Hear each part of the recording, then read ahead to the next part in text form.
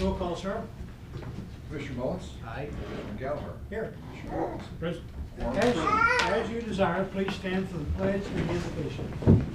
I pledge allegiance to the flag of the United States of America and to the republic for which it stands, one nation, under God, indivisible, with liberty and justice for all. Sir. Holy and glorious Lord God, the great architect of the universe, we come to you and we ask that you give us the courage and the wisdom to do what is always right in your eyes. And we just pray for this great country and this great nation. It's in Christ's name we pray. Amen. Thank you so much. Our consent agenda consists of the minutes of last week's regular meeting, appointment order for the prosecuting attorney's office, monthly report from the auditor, collector, and treasurer, the fiduciary agreement, and a sales tax report, and I will give a report on the sales tax report at the end of the meeting. Okay, motion? I move that we approve the consent agenda. Second? And I'd second the motion. All in favor, aye. Aye. Thank you so much. No tabled agenda items. We have a very special guest this week. We're going to talk about congenital heart defect. And Mr. Kent Hampton has requested that he be first on the agenda because it might interrupt with playtime and nap time. So we moved him to the front. And so very welcome to the family. We appreciate you being here. Kent was born with half a heart. And congenital heart defects is a malfunction in the heart muscle present at birth. Roughly 1 in every 100 children born will have a CHD. Congenital heart defect kills more than all childhood cancers combined. I had no idea. Kent is living with half a heart. So far he has undergone 3 open heart surgeries, been on heart and lung bypass, and has been through 4 cardiac catheterization procedures. In the last 10 years, CHD death rate has been decreased by 30% due to research. And we don't believe that the public has enough awareness of this situation. So there is Kent shortly after birth, and as an employed working man. So cute kid. And perspective, that's what the heart of a baby looks like compared to a quarter. And you don't fix these, you just keep them working. And you try to get the child mature and go through that. And I want the family to feel free to speak up at any time here. But at 16 months, he's quite a dynamic little man. Family, what do you want to say? Go ahead, come on. Talk to us. Well, I, for one, as his This is his grandmother, by the way, one of the grandmothers. I appreciate everyone's prayers for this baby. I'm sorry. I appreciate everyone's prayers for him. Yeah, pray now. Let's all pray. Dear Father, we thank you for this young man and his family that's been through this process. We ask that you be with him. Help him mature. Help him to stay as cute as he is today. And thank you so much for the prayers that have gone up for him. Thank you, Lord. In Jesus' name we pray. Amen. Amen. Amen. Thank you all.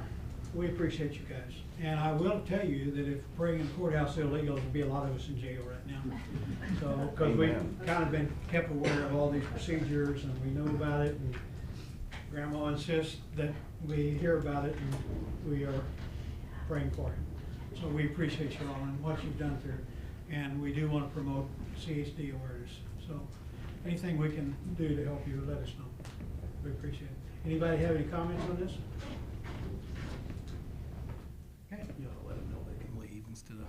Yeah, and we understand that, you know, other things go in life with a 16-month-old, so feel free, at your point, you're welcome to stay, of course, but feel free anytime. And we want to move on now to an appointment of the Health Center Board. I think he's voicing his opinion. Say thank you. I don't have it. No. But we'll do that. We'll issue a proclamation. And thank you again. Thank you. Bye. Can I go with them? Yeah. He's cute. He is, isn't he? That's awesome. Okay, now we want to talk about an appointment to the Health Center Board. They have had a resignation. And so that board has requested that we appoint Joni Bannister to this position.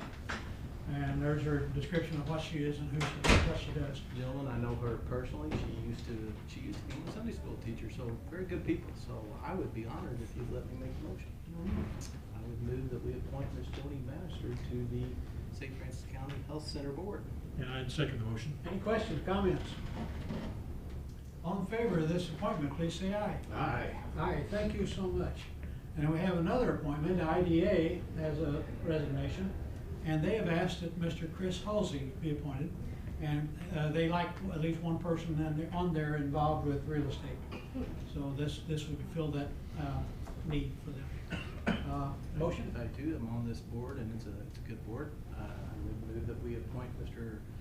Chris Halsey to the St. Francis County Industrial Development Board. And I second the motion. Any questions, comments? All in favor of this appointment of Mr. Chris Halsey to the IDA board, please let us say aye. Aye. Aye, and thank you so much. I'm going to hand. All right, thank you, sir. Wow. Okay. On May 16th, 1973, the St. Joe Lead Company deeded 37.57 acres to the St. Francis County Commission. On March 20th, 2012, Dr. David Cramp, the presiding commissioner at that time, and I met with DNR over the lead mining history and the fact that we would like to make a park out of this 37.57 acres. On October 29th, 2013, correspondence with the Doe Run Company to let them know of our intentions. On November 13th, 2013, Dr. David Cramp and I, the presiding commissioner, met with Environmental Protection Agency, Fish and Wildlife, Doe Run executives, and other federal agencies, and I informed the presiding commissioner that there was property. Here's the bone hole. This is looking towards the Big River, obviously, but there's property over here. And Owl Creek, we talked about that here a couple weeks ago, goes right down here, but there's some property over here. I then got the commissioner's blessing to kind of inquire about that and maybe look into it. So on November 24th, 2015, then Governor Jay Nixon and other area legislatures visited the soon-to-be first ever St. Francis County Park. On December 8th, 2015, the St. Francis County Commission made the 37.57 acres the first ever county park. You'll notice this verbiage down here. It says Bonehole Heritage Site Master Plan, Final Master Plan Review, October 2nd, 2014. We were able to acquire monies from Doe Run to pay for, basically, a conceptual plan. Here's an overview of the park, and you can see the 37.57 acres. Here's the Owl Creek. Over here there's a lot of property over here, and it's owned by a guy by the name of Joe Stewart. And if you recall, here's the Owl Creek Dam that we corrected.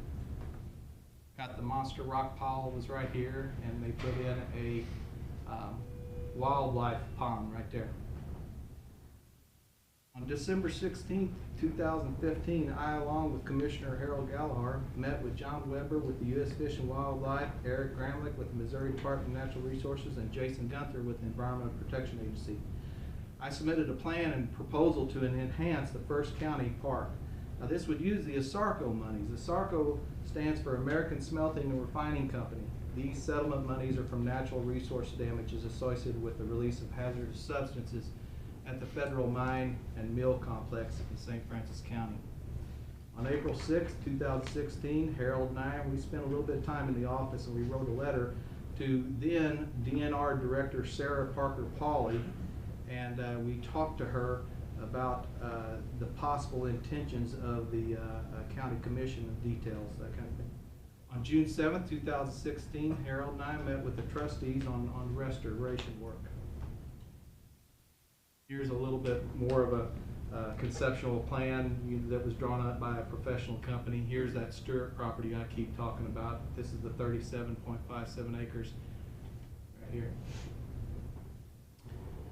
That name is going to be mentioned a lot here in the ensuing meeting, Joseph C. Stewart.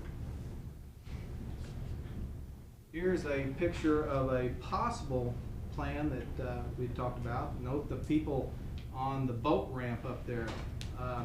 When the governor came, he and I, and we walked down here and I showed him the conceptual plan and the possible things that could happen.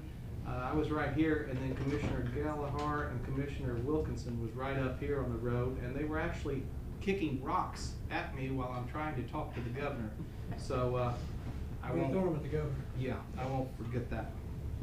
That was Governor Nixon, by the way. Yes, sir, Governor Nixon. Been a while back. Yes.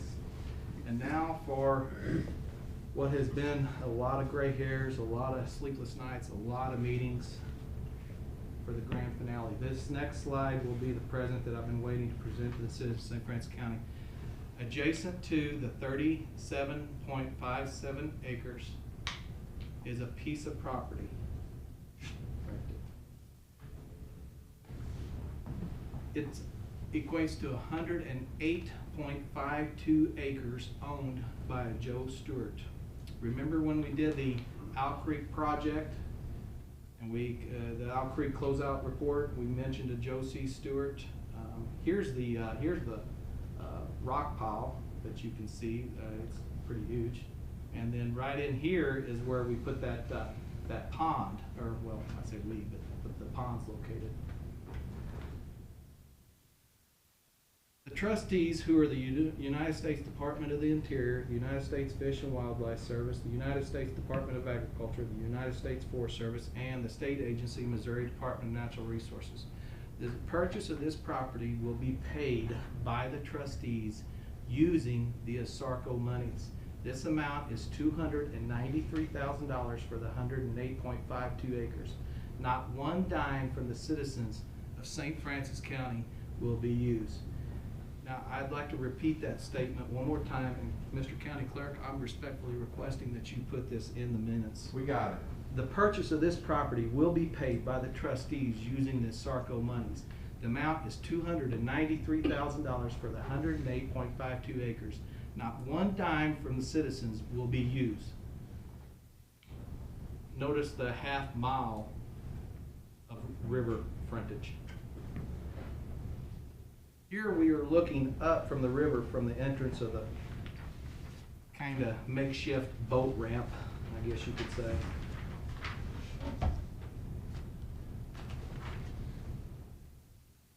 Here's a picture of the scenic Dolomite Bluffs that contain high-quality riparian habitat. Now this area is comprised of large hardwood and sits 30+ feet above the river. Again, you have about a half mile of river frontage. Here you can see the deep pools, which obviously hold great fishing opportunities. Here we're getting close to the end of the river frontage and the end of the property line. Keep in mind that I just showed you a half mile of river frontage and the majority of it with bluffs. Here's the end of the property line. This is looking up the big river, and then it wings around, and then you've got the city of, you've got the Leadwood Conservation Area adjacent to Highway 8, and that's where a lot of people will put in and float down to the park. So I just showed you that little more than half mile of river frontage. Now, can you imagine what we can do with trails in this park and this park here, you know, expanding it? I have personally seen in the past federal highway transportation grants at 80-20. So could you imagine putting in a $100,000 grant and the citizens of this county being responsible for $20,000? So I believe this to be a good thing. We could put a professionally engineered trail in here overlooking the bluffs.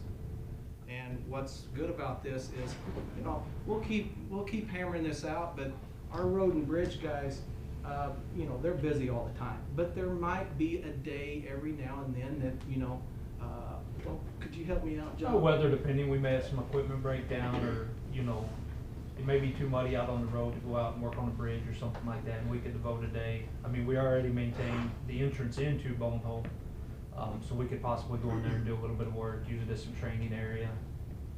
Absolutely, thank you. So why the purchase? Well, this park will be a great benefit not only for the residents of St. Francis County, but will bring people from other areas.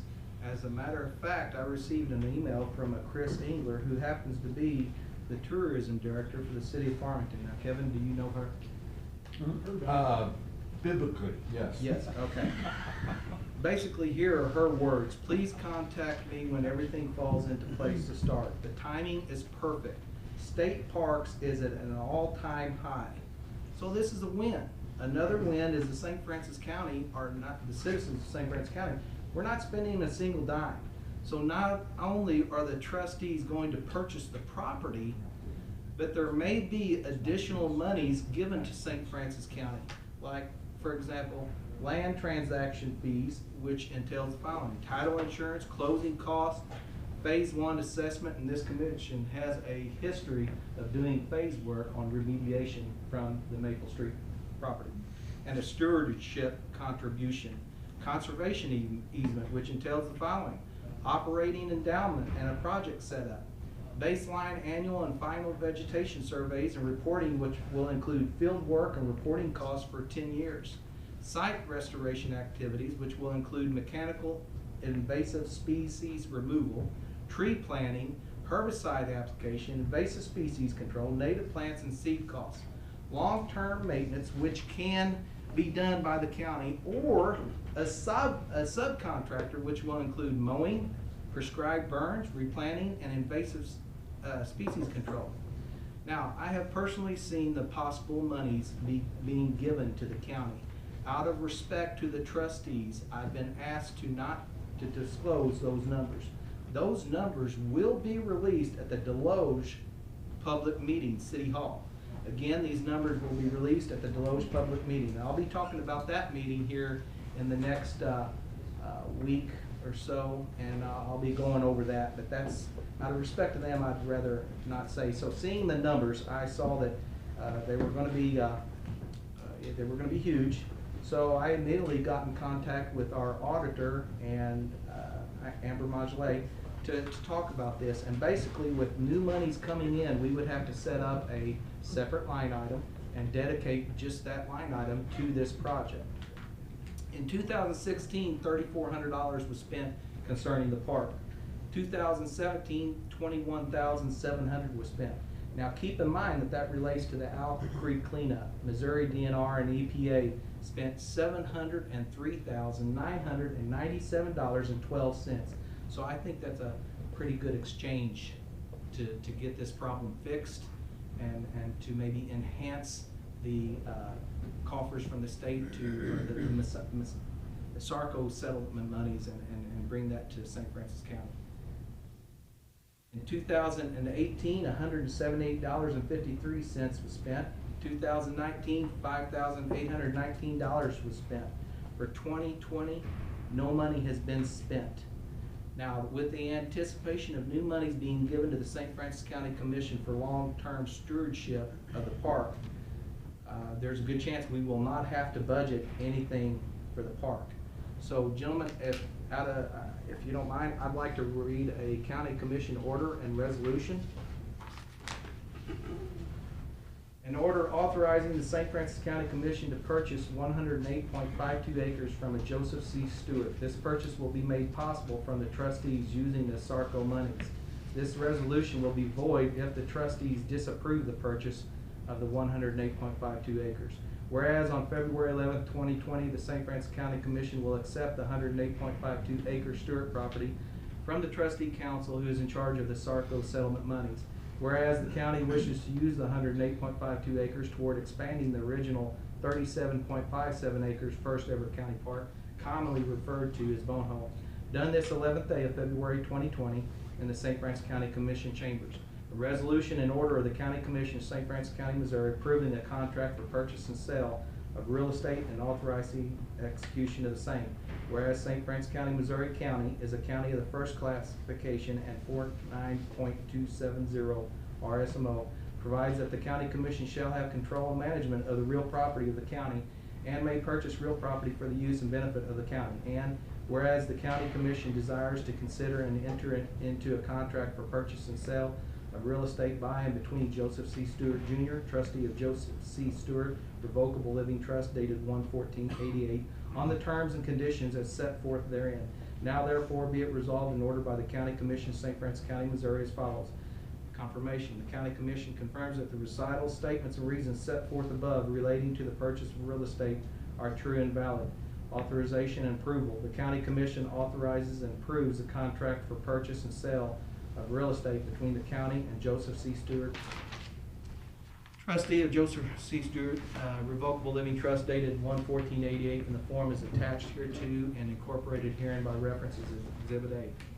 Further authorization authority. Harold Gallagher, presiding commissioner, is hereby authorized and directed to execute and deliver the agreement described in paragraph 2 and such other documents as may be necessary to carry out and comply with the intent of this resolution in order and transactions contemplated herein.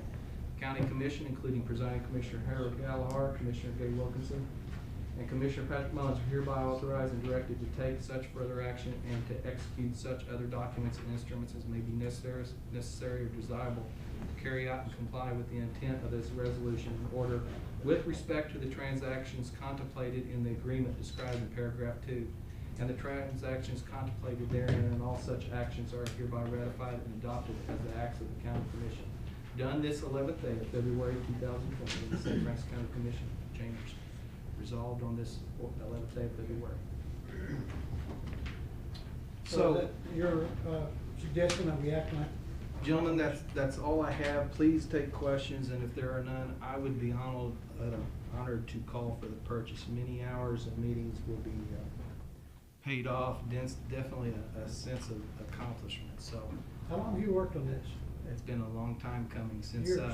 Yeah, a long time, and a lot of red tape, a lot of federal, state red tape, and here we are. So basically, you're announcing a new 146 acre park for the county? Yes, sir. At no cost? Yes, sir. Okay. You referred to Bone Hole in there. Are we gonna rename that? We've been tossing around. I've been getting calls. I'd like to look at, instead of getting away from the name Bone Hole, look at Owl Creek. It's going to be adjacent. It's going to be part of Owl Creek now. More family friendly? More family friendly. But, when we first tossed this idea around, we pushed to do the cleanup, and, the county would be, spend very little cost, and those costs are engineering fees, if we could acquire the adjacent property, and that's how all this come to fruition. So, yeah, I'd like to continue calling it Owl Creek Park, but wow. Yeah. So I was talking to Sandy about Bone Hole Family Park. She said, sounds a little bit like Death Valley Family Park, but anyway. She said, what's in the creek up there? I said, Owl Creek. She said, Kaching. So that's where kind of it all came from. Go ahead. One thing you might want to consider that too is the road that leads to it, you may want to consider renaming Owl Creek Drive rather than Landfill Drive. Yeah. Because that doesn't just grab you either. But I wanted to say that I was out there with the governor when I was in the legislature. I'm intimately familiar with this process with the Ozarko settlement because we help people. I fought the governor on several projects where he bought land way down south in the middle of freaking nowhere. And this money was for The lead belt. the lead belt, the area that was damaged. It was supposed to be compensation for that and creating green space that was damaged to compensate, to create waterfowl areas that would replace the ones that were damaged by the lead contamination. This piece of property, we were out there this weekend, and I walked over it. I'd been there before, but I went back the part that you're acquiring. It's outstanding. It's not, and it's centrally located in the county that is accessible from everybody. But From 8 Highway to the look at the half-mile of river frontage, and the majority of it is bluffs, dolomite bluffs, and that bluff start in like right in here. Yeah. Again. And no doubt you're gonna, it won't be like a park, like a city park necessarily, but St. Francis, Hawn has the same basic makeup because you'll be able to put in at least 2 to 4 miles walking trails through there with beautiful vistas and views. Plus, there's a glade there that is significant if you follow. People want to come and see how the structure there. There are glades there that will really look well. And then There's a also glade in the right future, here. you've got land, 101 acres up to the left, that maybe sometime be available. You've got land through this area that sometime may be available all the way over to 8, and across the river. That's the very end of Tirlac, isn't it? And it's owned by one person. At someday that may be able to be expanded without having much cost to make it a beautiful place for people to visit. But I love the fact that it's right in the area that was damaged by the contamination, and it's serving the purpose compared to what they bought down in Donovan. Yeah, what the monies were intended for. Exactly And right. you're talking about the 2 parcels that were purchased from the Asarco settlement. Oregon County, Patrick Ledgerwood, the presiding commissioner, and I met on several occasions, and not only did they receive 1 large tract, but they received 2. And that basically, the way it was explained to me, the commission voted against it. The people didn't want it, but it was basically forced down their throats. And it took a huge amount of property that was on the tax rolls Yes. off of the tax rolls. Yes. In those areas, with no compensation from the federal government or the state in reduction of their school taxes and everything else. But I had nothing to do with this, so I'm not, I don't. But kudos, man. This is a very, very, very positive. I wish that we could do these in every part of the parkland. We changed that name years ago instead of lead belt for the same reason you're talking about. It's more desirable because we have several other areas that we need to take advantage of this money and use it for what its intention was, not what somebody wants to divert it for in the state government. So, good job. Thank you, sir. One thing I'd like to add, when we first started talking about this acreage, we didn't know what was in there. We didn't know if it was contaminated or dump site or whatever. So the road and bridge got a couple of guys, 2 or 3 guys that are avid horsemen, and one Saturday morning on a day off, they went in and took a tour. They were looking for barrels of trash or whatever, and they found pristine ground. They found a good, clean place. So that was good, innovative thinking on their part. We appreciate it. I've got the document basically from one of the gentlemen, both Tom Sebastian and Jason Hampton. They wrote out a document basically stating that to their knowledge they did not see any contamination, so I've kept that. So does this order need a motion? Yes, sir. So I would move that we accept the 108 acres from using the Asarco settlement monies for the expansion of the Owl Creek Park. Are we the ones Pending full officially payment by purchasing them. it? I'm sorry. Pending full payment by them. Pending full payment. Are we the by them. ones officially purchasing it? All talked about. We will own it. We'll own it, but the Asarco monies. So, I mean, your motion is gonna say that you're accepting it? We're accepting, Not yes. purchasing it? Yes. The money's not coming through Gotcha. our hands, it's going from the trustees, I Directly. guess. Trustees to Mr. Stewart, or it's coming to the county. It was explained to me that every purchase using the Asarco monies in the past has been different. I'm not gonna look a gift horse in the mouth, I just want the So if it commitment. comes to us, then we'll have to have a separate motion purchasing it, Yeah. is my point, but we'll go back to this, Right. accepting the transaction. Right. Okay. And, I support this and I second the motion. okay, any questions? I have a motion. Yes, Gary? Yeah, this may be a little bit too far down the road, but assuming this purchase goes through, 140 acres is kind of getting to be a larger size park. Would you guys entertain the idea of the state of Missouri taking it over as a state park? I'm glad you brought that up. I have been in contact with the state agencies and they're tossing that around. So it may be of interest because just right up the river and out on Highway 8 to Leadwood is a conservation area. They've got an access point to put in and float down to the Owl Creek. So I've been in discussions with them and they know my interest. And then the care and maintenance of it will essentially be the state's, right? Yes, sir. If it becomes a state park? Yes, sir. And he's working on that, but that's another announcement. It's down the road. Okay, had a point, but not a report apparently. Any other questions? Yes? I don't have a question, wanted to say hats off to the county commission on, especially the Patrick, all the work he's done over the years on this piece of property. Bone Hole has long been. Owl Creek, you mean? Well, not Owl Creek, but Bone Hole in the past, the partying place for drugs, fights, Yeah. things like that. Since the road and bridges started maintaining that road, that has slowed down considerably, and I think it's a good thing. Thank you. And we want to encourage you to patrol that on a regular basis too. So just send somebody out there on a regular basis, please. We do it. Any other comments? All in favor of accepting 108 plus acres to extend the Owl Creek Park to 146 acres, please say aye. Aye. Aye. Thank you so much. Thank you, Appreciate your Commissioners. work, Patrick. Thank you, Commissioners. So, Yeah, the next. this next slide, so here we have a picture of a mine prospecting borehole.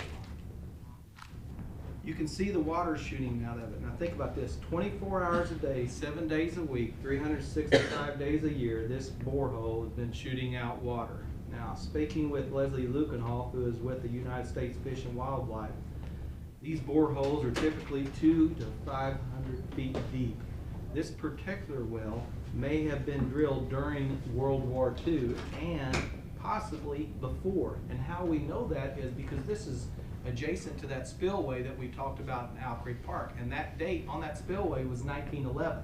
There are no numbers on this borehole. And I've been talking with Eddie Weibel, who happens to be, he was the Superintendent of Mines. he was the president of St. Joe in this area. And he basically told me that St. Joe Mines, their boreholes had numbers.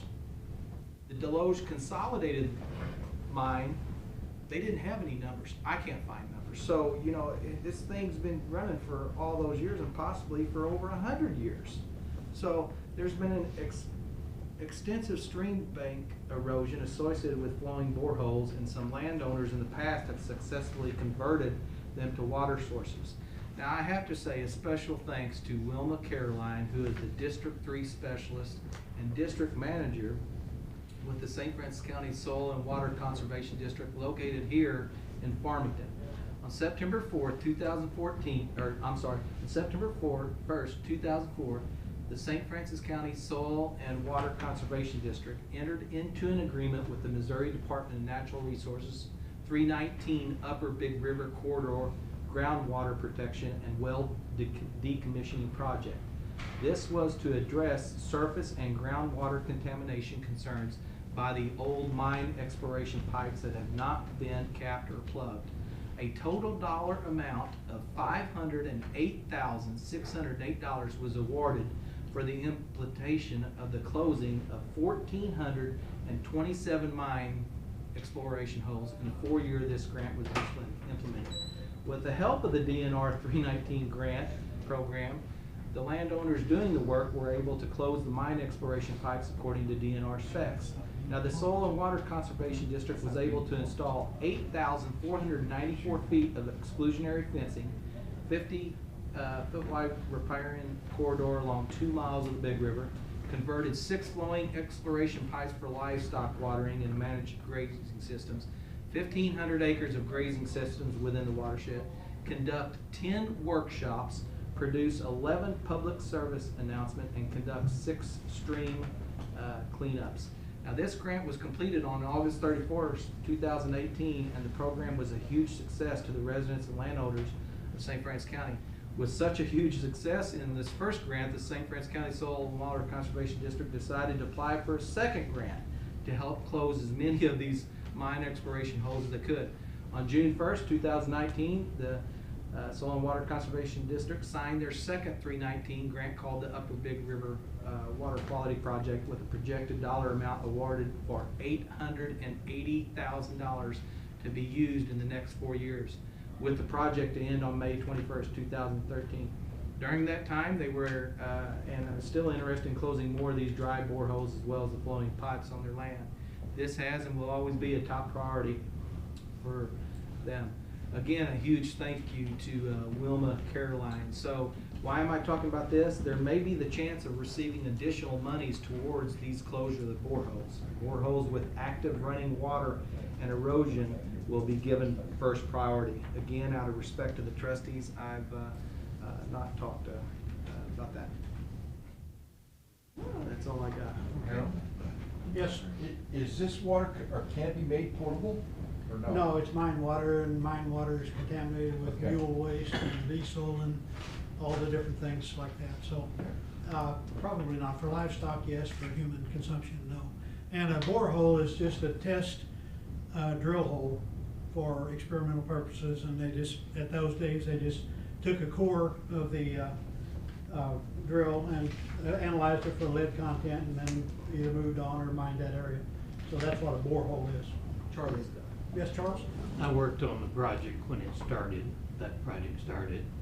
And as far as the contaminated water is concerned, if you're there on a hot July day and working pretty hard, and that water's shooting out of one of those pipes and you lean over to get a drink, the departments kind of complained to me about that because of contaminated water.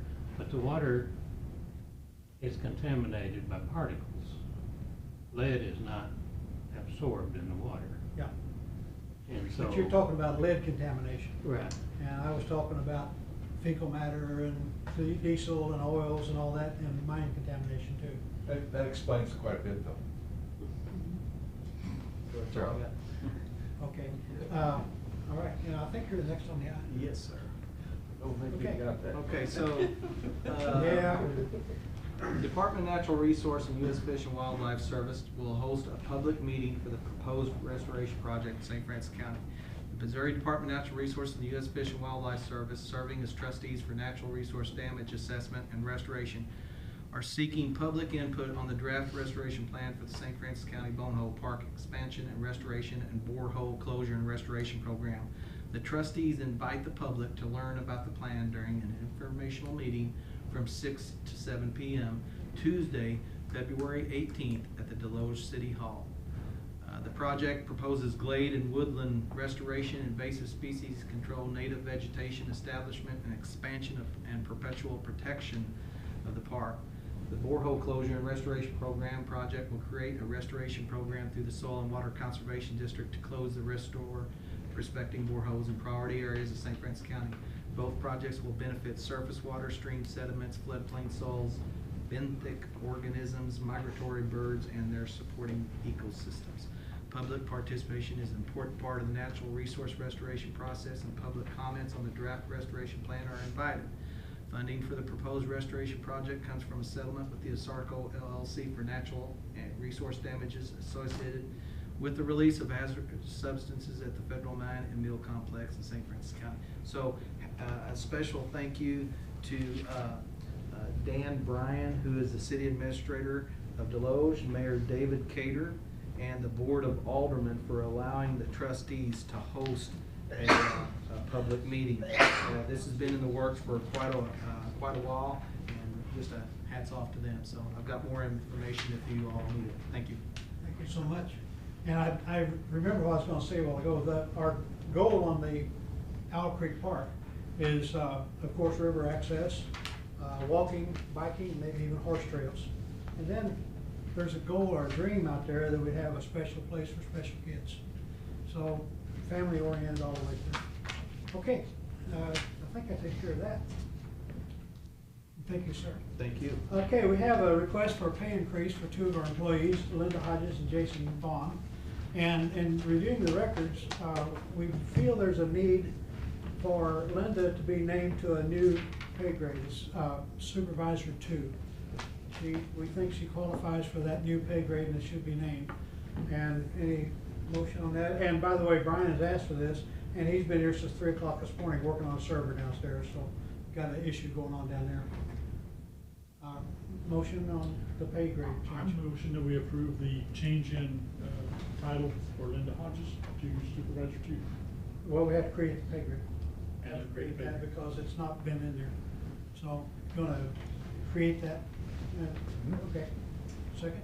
I'll second. Any questions? Yes. Okay, Linda.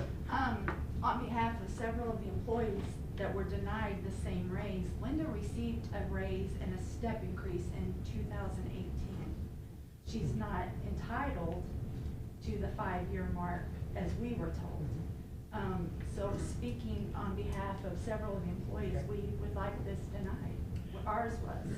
Okay, my very next topic will cover that, or I'll be addressing that.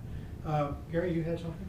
Yeah, I guess, is this all coming within the review of HR? Because the way I understood it is that Yes. HR was gonna be doing some assessments on these types of personnel Yes. decisions. And again, that's going to be my very next topic on that issue. Okay, I have a motion and a second to create the pay grade, and I don't know if the motion puts Linda in that pay grade, but just to create that grade. You could do both. I mean, if you want to make the motion, if that was the motion to create the pay grade and put her in that, you could do that, or you can do a separate. Okay. Thank you. Okay, and any other questions? All in favor of creating this pay grade and putting Linda in the pay grade, please say aye. Aye. Aye. Okay, now, the next topic would be Jason. And I've talked to our HR this morning, and what we've learned is that there's a discrepancy in dates. You've got anniversary dates, you've got the date that this whole system was started, and there's a lot of confusion going on about that. So I've asked her to set up a system that we can have a one-time correction of this error that we've made, and get this all straightened out once and for all, and then go with that corrected date in the future. Is there any question on that or comment? I got it. Yes. One of the things we need to clarify, and I haven't talked to Corey about this, is in our current system, we have a 5-year that you have an increase. But technically, your supervisor or your elected official has to ask for that. They have to say they deserve. So I think that needs to be clarified. Either it's an automatic 5-year tenure raise, or it's a merit-based raise, but you can't hardly make it both. Say, well, is it 5 years or is it merit? And we need some clarification there. I don't know how, because we've already had 3 or 4 people come and say, well, you know, she's been in this position for almost 10 years. Well, why didn't the elected official ask for the raise? Well, they just didn't. Or they didn't know they needed to or whatever. Well, then that person was denied because, not because they weren't doing the jobs. We need some clarification there. And that's what he's saying. Yeah. Because On the 5-year, we're gonna keep that after your evaluation, we're gonna keep that. Yeah, I think it personally either needs to be automatic or on merit, but not, you know what I'm saying? So it's clarified. Well, on this case, as I understand it, Linda was missed on the last 5-year step. And her boss, Brian, really didn't understand that it was his duty to bring that up. So we've started HR in that time, we've started our system changes, and there's been confusion. So I've asked HR again to correct this, get it straightened out, come up with a formula that we can get this thing straightened out. We've had a lot of confusion, a lot of upset people, rightfully so. And let's get this straightened out. Lloyd, you were first?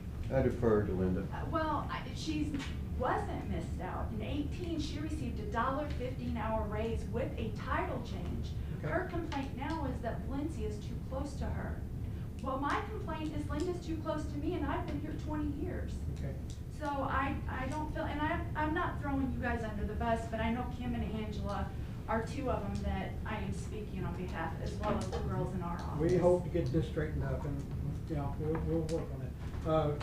So will this go back to any department head or elected official that has this issue within their To be office? determined. We're That's gonna what try to we're get gonna it try to straightened out clarify. once and for all. There's been months of confusion on this and upset people, so let's get it straightened out. Can I ask how much this step change will? Okay, I'm sorry. Creating this new position, how much of a raise will this give Linda? HR, I think it's 75 cents. 75 cents step. In addition to the 50 cents you received at the beginning of the year? In addition to the 50 cents she previously received? Good question. Yeah. Yeah. Gary? Yeah, I was just gonna say that, you know, I don't see the same picture you all do, I acknowledge that. And so, We paid a lot of money for the Tyler system, and in my view, we need to try and integrate the Tyler system into what we're doing as much as practicable. So as an office holder, when I have conversations with my staff people, I can rely upon what the Tyler system is telling us, rather than just saying something that's a little bit more nebulous, like whatever the commissioners feel like. So as objective, as integrated systems that you all can work out, it makes it a little bit easier, in my opinion, for the office holders to manage our staff. That would be our goal on this study, to try to integrate all that and get it, here it is, here it is, here it is. So that's what we're want to do. Okay, any other comments?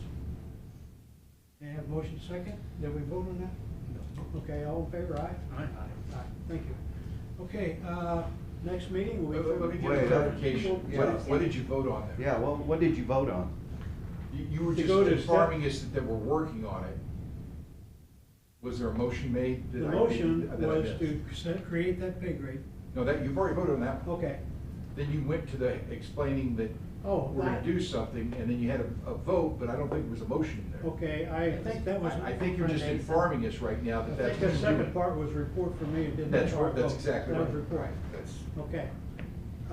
Anything else? Yeah, to be determined. Next regular meeting will be here next week. And office will be closed February 12th for Lincoln's birthday and February 17th for President's Day. State Quick holidays. question, did you guys vote on Jason's stuff? You voted to create the position for That's, Linda? no, we did not vote on that. That was just a report? Did not vote on that. That was in a report that we will study that. Okay, all right. Okay. Other business, correspondence. Public comments. Departmental reports. Yes.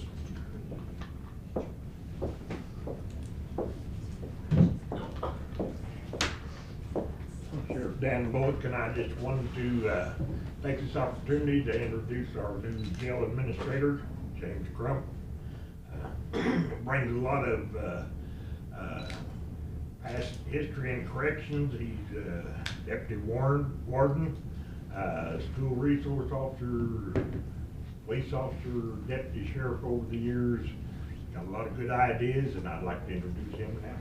Thank you so much and welcome. You Okay, have the microphone. I've heard it called Jamie Crump. Yes, I go by Jamie, yes, Okay. sir. So And you know, Burris and Sardota. you know Donnie, you know Uh-huh. Jason. Yes, those are nephews. I'm sorry about that. You know, Well, that's- they're good people. They're good people. I appreciate the opportunity the sheriff has given me. I'm going in there with a fresh set of eyes. In corrections, I've been an investigator, I've been a training officer, I've been a housing unit manager, which oversees an entire unit of offenders, an assistant warden and deputy warden. And also been commissioned as a police officer going on my 34th year. Going in there, again, with a fresh set of eyes, policy, procedure, just looking at everything. We want the citizens safe, we want the inmates safe, we want the staff safe, and that's gonna be our first priority, is looking into those areas and see what's working, what can be made better, and maybe some new ideas. Know your qualifications, you didn't name incarceration. Incarceration, you've never been, okay. He Just thought should I'd have ask. been locked up a few times. You didn't been, okay. Yeah, Dan wasn't supposed to talk All about right, that okay, part. wasn't supposed to bring it Yeah, I up. was innocent. Any questions? Was this position advertised? Yeah. Dan, yeah, I Yes, spoke. it was on our website, yes. I'd like to say welcome. Thank you. Welcome very much, and we look forward to working with you. Yeah, I plan on coming in and doing reports to you guys, Very what's good. going on in the progress we're making. Good, very good. Okay, thank you. Okay, thank you so much. Any other departmental reports?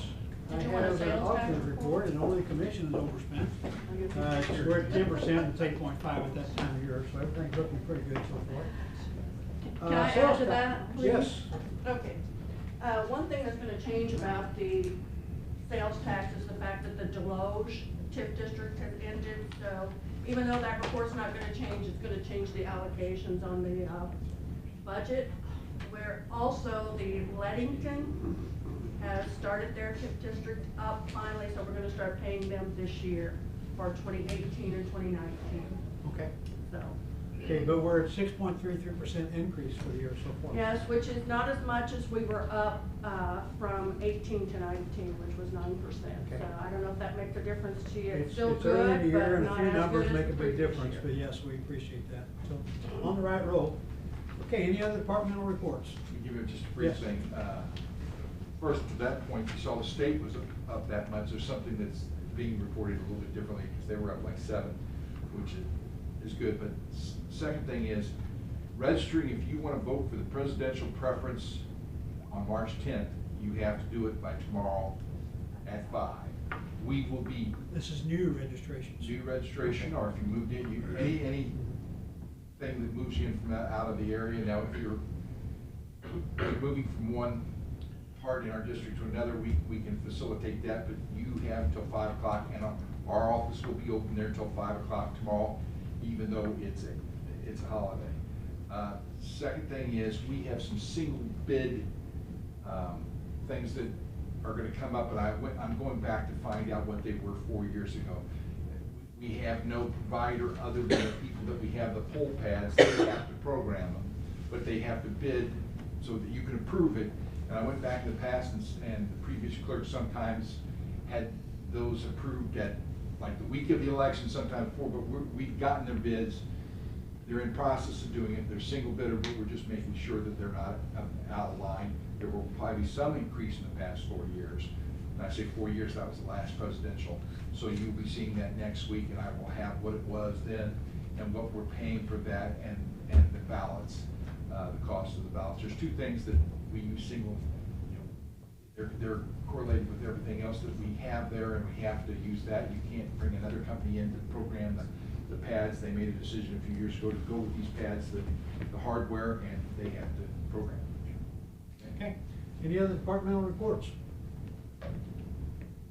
I move to adjourn. Second? All in favor? Aye, thank you. Thank you all for coming.